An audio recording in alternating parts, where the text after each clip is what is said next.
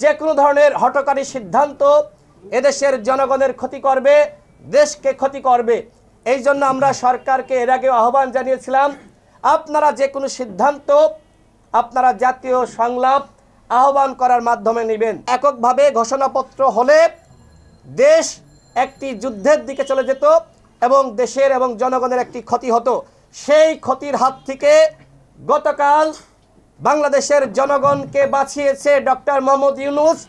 এখন এদেশের মানুষ একটি সংকটের মধ্যে রয়েছে। কি সংকট? আমরা যেমনিভাবে ঐক্যবদ্ধ হয়ে হাসিনার পতন ঘটিয়েছি, কিন্তু দুঃখের সাথে বলতে হয় আজকে আমরা দেখতে পাচ্ছি একটি বিভাজিত রাজনীতি। আমরা দেখতে পাচ্ছি জাতীয় ঐক্য এবং সংহতি আজকে ভেঙে পড়ার দ্বার প্রান্তে। এই বাংলাদেশ গঠন করার জন্য 2000 মানুষ জীবন দেয়নি, 2000 মানুষ শহীদ হয়নি। এই বাংলাদেশ গঠন করার জন্য 30,000 যোদ্ধারা এইভাবে তারা রক্ত দেয়নি। এখনো পর্যন্ত আমরা দেখতে পাচ্ছি হাসপাতালের বিছানায় আমাদের যোদ্ধারা তারা কিন্তু সুচিকিৎসার জন্য কাতরাচ্ছে। তারা কি চায়, তারা কি চেয়েছিল, এটি আমাদেরকে অনুধাবন করতে হবে। এই যোদ্ধারা এবং শহীদরা তারা চেয়েছিল একটি নতুন বাংলাদেশ, যেখানে হাসিনার মতন আর কোনো স্বৈরাচার ফিরে আসতে পারবে না, এবং একটি নতুন রাজনীতি।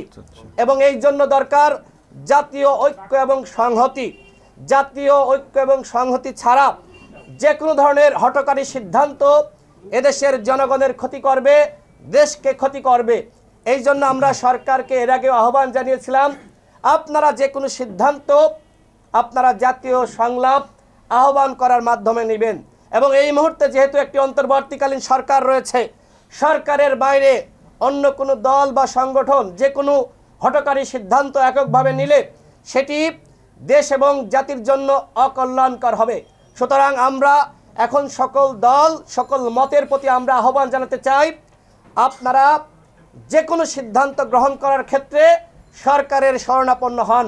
আমরা বৈষম্য বিরোধী ছাত্র আন্দোলনের নেতৃবৃন্দকে আমরা ধন্যবাদ জানাতে চাই যে তারা ডক্টর ইউনূসের উপর আস্থা রেখেছে এবং তারা যে এককভাবে যে ঘোষণা তারা দিতে চেয়েছিল সেই জায়গা থেকে তারা ফিরে এসে ডক্টর ইউনূস যে উদ্যোগ নেবেন সেই উদ্যোগের সাথে তারা থাকবেন।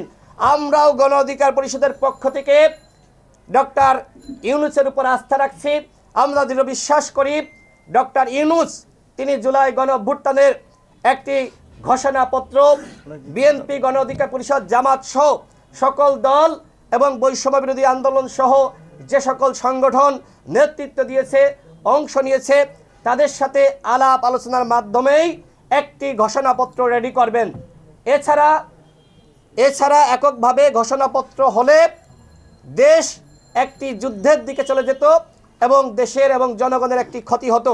সেই ক্ষতির হাত থেকে গতকাল বাংলাদেশের জনগণকে বাঁচিয়েছে ডক্টর মোহাম্মদ ইউনূস। আমরা সরকারের এই সিদ্ধান্তকে স্বাগত জানাচ্ছি। আশা করি সরকারের এই সিদ্ধান্ত সকলে মেনে ডক্টর ইউনূসকে নতুন বাংলাদেশ গঠনে এবং রাষ্ট্র সংস্কারে সহযোগিতা করবে। এই সরকার আমাদের সকলের সরকার। এই সরকারকে সহযোগিতার মাধ্যমে নতুন বাংলাদেশ গঠন করা আমাদের সকলের দায়িত্ব। সেই দায়িত্ব সুনাগরিক হিসেবে আপনাদের সকলকে পালন করার আহ্বান জানাচ্ছি। গণ অধিকার পরিষদ রাষ্ট্র সংস্কারে ডক্টর ইউনূসকে সহযোগিতা করছে। ইনশাল্লাহ আজ থেকে সেই সহযোগিতা আরও বেশি দৃঢ় হবে।